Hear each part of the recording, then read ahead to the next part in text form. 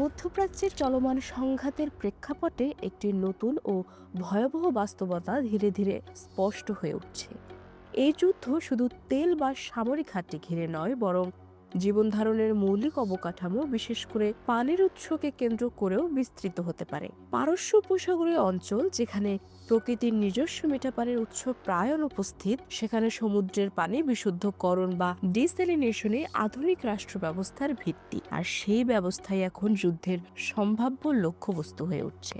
এই অঞ্চলের পানি নিরাপত্তা মূলত প্রযুক্তি নির্ভর। হাজার হাজার ডিস্যালিনেশন প্ল্যান্ট প্রতিদিন কোটি কোটি ঘনমিটার পানি উৎপাদন করে শহর, শিল্প ও জনজীবন সচল রাখে। কাতার, কুয়েত, বাহরাইন এসব দেশে পানির প্রায় পুরোটাই আসে এসব প্ল্যান্ট থেকে। সৌদি আরবের মতো বড় দেশও তার প্রধান শহরগুলোর জন্য এই ব্যবস্থার উপর নির্ভরশীল। অর্থাৎ এই অবকাঠামোতে কোনো বড় ধরনের আঘাত মানে শুধু একটি প্রযুক্তিগত সমস্যা নয়, বরং পুরো রাষ্ট্র ব্যবস্থার কার্যকারিতা থমকে যাওয়া।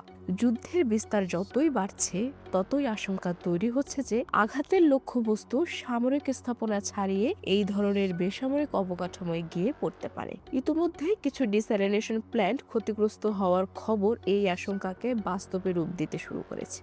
একটি প্ল্যান্টের কোনো একটি গুরুত্বপূর্ণ অংশ, যেমন উচ্চচাপের পাম্প বা মেমব্রেন ইউনিট, ক্ষতিগ্রস্ত হলে পুরো উৎপাদন প্রক্রিয়া বন্ধ হয়ে যায়। ফলে কয়েক ঘন্টার মধ্যে একটি বড় শহর পানিশূন্য হয়ে পড়তে পারে। এই সংকটের গভীরতা আরও বাড়ে যখন দেখা যায় অধিকাংশ ডিস্যালিনেশন প্ল্যান্ট বিদ্যুৎ উৎপাদনের সঙ্গে সরাসরি যুক্ত। অর্থাৎ বিদ্যুৎ কেন্দ্রের আঘাত মানে পানি উৎপাদনও বন্ধ হয়ে যাওয়া। এই দ্বৈত নির্ভরতা একটি সিঙ্গেল পয়েন্ট অফ ফেইলিওর তৈরি করেছে।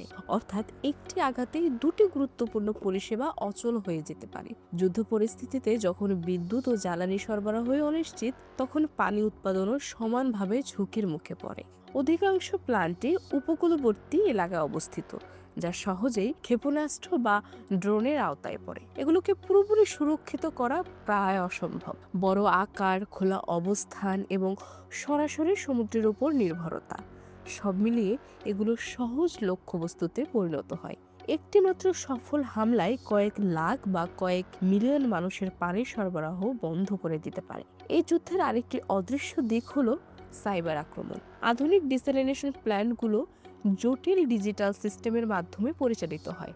ফলে সরাসরি বোমা হামলার বদলে সফটওয়্যার বা নিয়ন্ত্রণ ব্যবস্থায় হস্তক্ষেপ করেও পুরো প্ল্যান্ট অচল করে দেওয়া সম্ভব। এমনকি পানির রাসায়নিক ভারসাম্য নষ্ট করে তা ব্যবহার অনুপযোগী করে তোলাও সম্ভব। এই ধরনের আক্রমণ শনাক্ত করাও কঠিন এবং তা জনমনে আতঙ্ক ছড়িয়ে দিতে পারে, যা যুদ্ধের একটি কৌশল হিসেবে ব্যবহৃত হতে পারে। পরিবেশগত ঝুঁকিও এখানে বড় ভূমিকা রাখে। পারস্য উপসাগরের পানি তুলনামূলকভাবে সীমাবদ্ধ এবং ধীর গতিতে নবায়ন হয়। ফলে বড় ধরনের তেল দূষণ বা রাসায়নিক ছড়িয়ে পড়লে তা দ্রুত পুরো অঞ্চলে ছড়িয়ে যেতে পারে।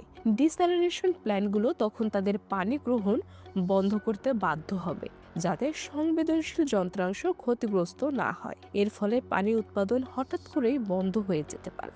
এই সংকট মোকাবিলায় উপসাগরীয় দেশগুলো কিছু পদক্ষেপ নিচ্ছে। মোবাইল ডিস্যালিনেশন ইউনিট, ভূগর্ভস্থ পানি সংরক্ষণ এবং ছোট ছোট বিকেন্দ্রীভূত প্ল্যান্ট, এসব উদ্যোগে ঝুঁকি কমানোর চেষ্টা করছে।